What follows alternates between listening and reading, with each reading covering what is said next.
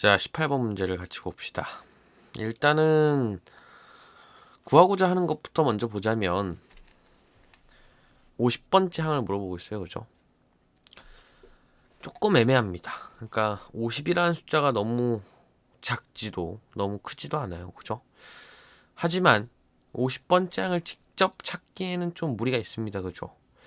그러니까 너무 작진 않다라는 거예요. 그렇다고 뭐 너무 크지는 않습니다만 애매한 숫자죠. 뭐 직접 하라면은 어떻게든 할 수는 있을 것 같긴 한데 시간 낭비가 꽤 심할 것 같습니다. 이럴 때는 무조건 크다고 보는 게 맞아요. 50이라는 숫자를 크다라고 판단하는 게 맞습니다. 대체적으로 한 20 정도라고 했었죠. 이런 규칙성을 판단할 때 20이라는 숫자를 넘어가면 규칙성으로 판단을 해주셔야 됩니다. 직접 찾는 게 아니라 규칙성을 찾아야죠. 일단은 이제 S단계를 좀 해보면 SERC에서 S단계를 좀 해보면 AN 수열이고요. 그 다음에 초항이 0이랍니다. 그런 상태에서 뭐가 주어져 있냐면 얘도 이제 동그라미를 치긴 해야 되는데 좀 중요한 부분에 쳐보면 중요한 부분에 표시를 해보면 점화식이에요. 그지? 점화식의 형태로 나타내져 있고 점화식의 형태가 나타내져 있다는 거는 풀이 방식이 두 가지가 갈 수 있습니다. 어떤 게 있냐면 우리가 알고 있는 점화식인 경우에는 그 풀이를 적용하는 즉 뭐라고 표현할까요? 외운 풀이 적용 이런 단계로 갈 수가 있고요. 아니면 직접 나열하는 경우밖에 없습니다. 그러니까 이런 것들을 벗어날 수가 없어요. 얘는 어떤 형태냐면 지금 an 플러스 1은 an 하고 있으면서 여기에도 n에 대한 이제 변수가 있고 이 뒤에도 n에 대한 변수가 붙어 있는 이제까지 보지 못했던 점화식의 유형이에요. 그러니까 이 앞뒤로 다 붙어 있으려면 n에 대한 변수가 아닌 상수가 오거나 혹은 한쪽만 오거나 여기만 오거나 혹은 여기만 오거나 뭐 이런 식이 돼야 되는데 양쪽에 다 변수가 있는 점화식을 우리가 본 적이 없습니다. 자, 여기에서 그러니까 이런 문제에서 잘하는 애들과 못하는 애들이 갈리는 거야. 풀고 못 풀고가. 왜 갈리냐면 사실 잘하는 애들과 못하는 애 둘 다 공통점이 뭐냐면 이 문제를 어떻게 풀어야 되는지 풀이에 대한 확신이 없고요. 없고 그리고 이 문제를 풀어보지 않았을 가능성이 높습니다. 근데 잘하는 애들은 왜 풀어내고 못하는 애들은 왜 못 풀어내냐면 잘하는 애들은 이것 이외 내가 알고 있는 풀이가 하나도 적용이 안 된다라는 걸 확실하게 알고 있어. 하지만 못하는 학생들은 어 혹시 내가 어떤 개념을 모르고 있진 않을까? 혹시 내가 어떤 모르는 유형의 문제가 나온 건 아닐까? 이런 생각으로 지레 겁을 먹기 때문에 못하는 학생의 반열에 들어가는 거예요. 즉 이 문제를 못 푼다라는 겁니다. 그러니까 많이 알고 있는 것의 장점은 정말 모든 것을 다 알고 있을 때 비로소 꽃을 피는 거야. 뭐 30을 알고 있다고 30점을 맞고 70을 맞고 있다고 70점을 맞는 게 아니라는 거예요. 일단 먼저 다 알고 있어야 됩니다. 됐죠? 무슨 말인지 이해가죠? 잔소리가 좀 길었네. 50번째 항을 찾아봅시다. 일단은 첫 번째 항이 주어져 있는 상태니까 첫 번째 항을 바탕으로 두 번째 항을 찾아보죠. 그러면은 마이너스 1에 지금 n자리에 1이 들어가는 거죠. a1 더하기 사인 2분의 파이. 우리가 계속 사인이 나오니까 사인 그래프를 하나 그려놓죠. 뭐 이게 이제 머릿속에서 자연스럽게 다 그려지는 사람들한테는 필요가 없겠지만 뭐 지금 듣고 있는 대부분의 학생들은 이게 좀 힘들다라고 가정을 하고 이제 그리고 출발하면 2분의 파이 같은 경우에 지금 1이죠. 함수값이 1인 지점이고 그럼 이 부분이 1이니까 1 더하기 a1 0이었죠. 즉 이 값이 1이 됩니다. 자, 초항은 0이었고 두 번째 항은 1이래. 그럼 뭐 될 수 있는 경우가 아직은 너무 많죠. 뭐 이게 등차 수열 1일 수도 있고 엄청난 경우의 수를 만들어낼 수 있습니다. 그럼 이제 네 번째 항까지는 구해봐야 된다 그랬지. 즉 항이 4개 정도는 있어야지 수열로서 의미 있다. 그쵸? 세 번째 항을 구해보면 마이너스 1의 제곱입니다. 그죠? n이 지금 2일 때예요. 사인 파이지. 사인 파이는 0입니다. 그죠? 0이고 더하기 1, 1이네. 1입니다. 흔치 않은 규칙인데? 그렇지 않습니까? 내가 봤을 때는 이렇게 흔하게 나오는 규칙은 아닌 것 같은데 네 번째까지 해도 네 번째에 무슨 숫자가 나온다 해도 규칙성이 쉽게 발견되진 않을 것 같아요. 한번 해보죠. 3승 3이고 사인 2분의 3파인가요?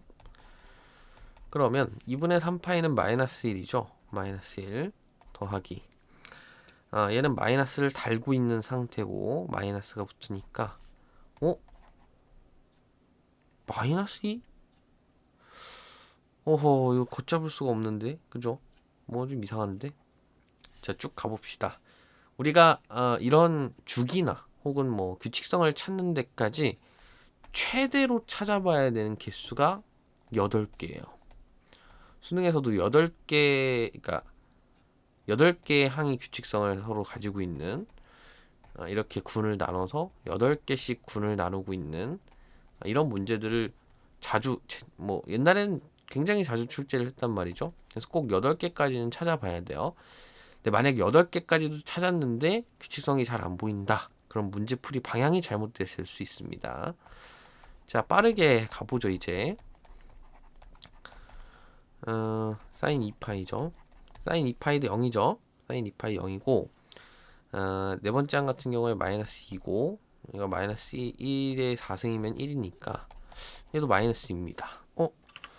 뭔가 2개씩 번갈아서 나오나 본데? 그쵸?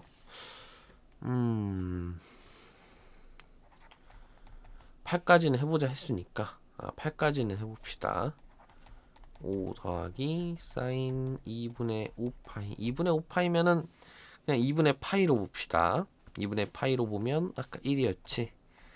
더하기 마이너스 붙이고 2니까 3입니다. A7이 뭐가 될 것 같아? 3이 될 것 같아. 해보자. 되면은 뭔가 규칙성이 좀 보이는 것 같습니다. 이제는 자 3파이면은 파이랑 같죠? 그럼 얘 0이고 3이 1과 결합되니까 3. 오케이. 이제 알겠어. 어떤 규칙성을 가지냐? 지금 1, 1. 그 다음에 이렇게 하나로 묶고 그 다음에 마이너스 2. 아이고. 마이너스 2. 그 다음에 또 하나로 묶고 3에서 3. 자, 뭐가 올 것으로 예상이 돼요? 이 정도면 뭐 넌센스 아닌가요? 그죠? 발음이 안 돼. 마이너스 4, 마이너스 4. 컴마는 아니지. 마이너스 4가 연달아 2번 나올 것으로 예상되지 않나요? 그죠? 자, 8번째 항. 8번째 항 드디어 왔네. 찾아봅시다. 마이너스 1에 7, 7. 얘가 파인 파이니까 2분의 3파이랑 같겠죠? 그냥 2분의 3파이로 쓰겠습니다. 마이너스 1이고 3이니까 마이너스 3이지. 마이너스 4 나오나요? 맞지? 아까 마이너스 4라 그랬지. 그쵸? 그러면 깔끔하게 9번째 항까지 가보면 저는 이제 말을 하면서 쓰니까 오래 걸리지만 실제로 문제풀이 과정에서는 이렇게 오래 걸리면 안 돼요. 그죠? 이렇게 너무 많은 시간을 쓰면 안 됩니다. 마이너스 4만 남네요. 확실히 확인이 됐어 이제. 그럼 이제 관건은 이거예요. 마치 이제 뭐 지금의 교육 과정은 안 배울 수 있겠지만 마치 군수열의 형태를 가지고 있는 겁니다. 첫 번째 항 0 하나 나오고 그 다음에 두 번째, 세 번째 항이 지금 1을 가지고 있고 네 번째, 다섯 번째 항이 마이너스 2를 가지고 있고 이제 이런 형태로 쭉 간다라는 건데 어떤 형태로 이제 이것들을 해석을 해주느냐 3이죠.